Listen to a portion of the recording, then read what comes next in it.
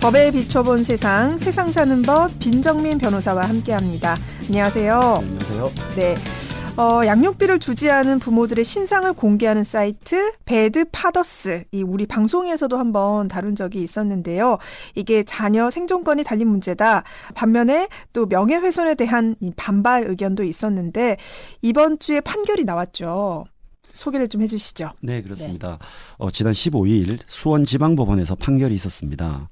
이 정보통신망 이용 촉진 및 정보보호 등에 관한 법률, 일명 정보통신망법상 명예훼손에 해당하는지 여부에 대해서 다투어졌는데요. 법원은 배드파더스 사이트 운영자 구 씨에 대해서 무죄를 선고했습니다. 원래 이 사건에 대해서 검찰은 이를 유죄로 보고 벌금 300만 원의 약식 기소를 했는데요. 재판부가 직권으로 재판을 열어서 심리를 한 결과 결국 무죄 판결이 나오게 되었습니다. 네, 이게 국민참여재판으로 열렸는데요. 이 국민참여재판은 어떻게 진행이 됩니까?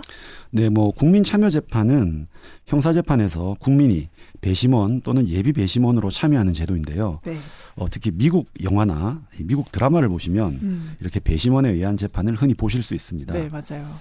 국민참여재판은 검사와 피고인 측이 판사는 물론이고 배심원을 설득하는 과정이다. 이렇게 생각하시면 쉬우실 것 같습니다. 네.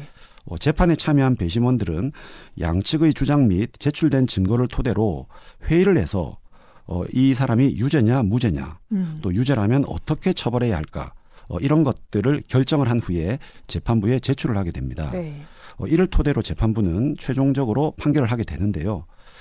미국의 경우는 배심원들이 유무죄 여부를 결정을 하면은 재판부는 이를 무조건 따라야 됩니다. 네. 그런데 우리나라의 경우는 그렇지는 않고요.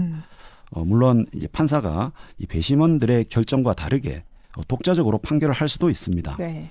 다만 배심원들의 결정과 다른 판결을 내릴 때는 피고인에게 배심원들은 이렇게 결론을 내렸다. 하지만 나는 다르게 내렸다. 네. 이렇게 알려야 되고요. 네. 왜 다르게 내렸는지에 대해서 판결문에 분명하게 밝혀야 됩니다. 네.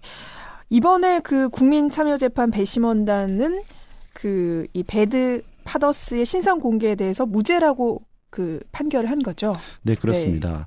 이 배심원단은 무죄로 결론을 내렸고요. 네. 검찰 측은 이 배드파더스의 이러한 행위가 정보통신망법상 명예훼손에 해당한다고 주장을 했고요. 네. 이에 대해서 변호인단은 사실관계 자체는 인정을 하지만 비방할 목적도 없었고 네. 또 현행 제도 하에서 신상 공개의 공익적 목적이 더 크다.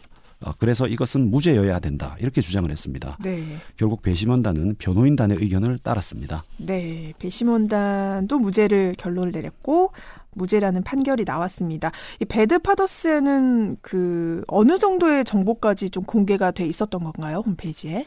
네. 제보를 받은 사람들의 즉 양육비를 지급하지 않은 사람들의 네. 얼굴 사진, 이름, 나이, 주소, 직업 그리고 미지급 양육비의 액수 이렇게 공개가 되었다고 합니다. 네, 그렇군요. 결국 사진이랑 이름까지 공개가 됐으면 많은 정보들이 공개가 된 건데 변호사님도 실제로 이 상담이나 재판 진행 과정에서 혹시 양육비 지급을 회피하는 그런 사례들을 좀 많이 하셨는지. 네. 네, 사실 비일비재합니다. 네. 처음부터 즉 이혼을 할 당시부터 아예 나는 돈이 없다 이렇게 하면서 양육비를 지급하지 않는 경우도 있고요. 네. 처음에는 조금 주다가 본인이나 혹은 전 배우자에게 애인이 생기거나 네. 혹은 이 사람들이 재혼을 하는 경우에는 이를 빌미로 지급하지 않는 경우도 많습니다. 네, 사실 이 배드파더스라는 사이트가 생긴 것도 이 법으로 강제할 수 없는 부분들이 있기 때문에 생긴 게 아닌가 싶은데 현재 양육비를 주지 않을 경우에 처벌할 수 있는 근거가 있나요? 어떤 처벌을 좀 받게 되나요? 사실 양육비 미지급은 이제 민사적 혹은 가사적인 영역이고 형사적인 부분이 아니기 때문에 원칙적으로 처벌은 할 수가 없습니다. 네. 다만 이제 3번 이상 양육비를 지급하지 않을 경우에는 법원에 이행명령이라는 걸 신청하실 수가 있는데요. 네. 이건 말 그대로 상대방에게 미지급한 양육비를 지급하라고 법원이 명령을 내리는 것을 말합니다. 네. 그럼에도 불구하고 만약에 지급하지 않을 경우에는 1,000만 원 이하의 벌금이나 네. 30일 이하의 감치, 즉 인신구속인데요. 가두는 겁니다. 네. 구치소나 교도소 등에 네. 이런 감치에 처해질 수는 있습니다. 그렇군요. 근데 이런 이행명령이나 감치명령이 얼마나 효과가 있을까, 좀 실제적인 효과가 있을까 싶은데요. 뭐 사실 큰 효과는 없다고 봐야 됩니다. 네. 제 경험상 법원에서도 이 벌금이나 감치 조치를 하는 경우는 좀 드뭅니다. 네. 그리고 설사 이런 조치를 했다 하더라도 뭐 뒤늦게라도 또 양육비를 지급하면은 바로 그 자리에서 이제 취소를 하는 경우가 많습니다. 네. 그리고 정말로 이제 감치 조치를 내렸고 뭐 상대방이 그럼에도 불구하고 양육비를 지급하지 않는다 하더라도 네.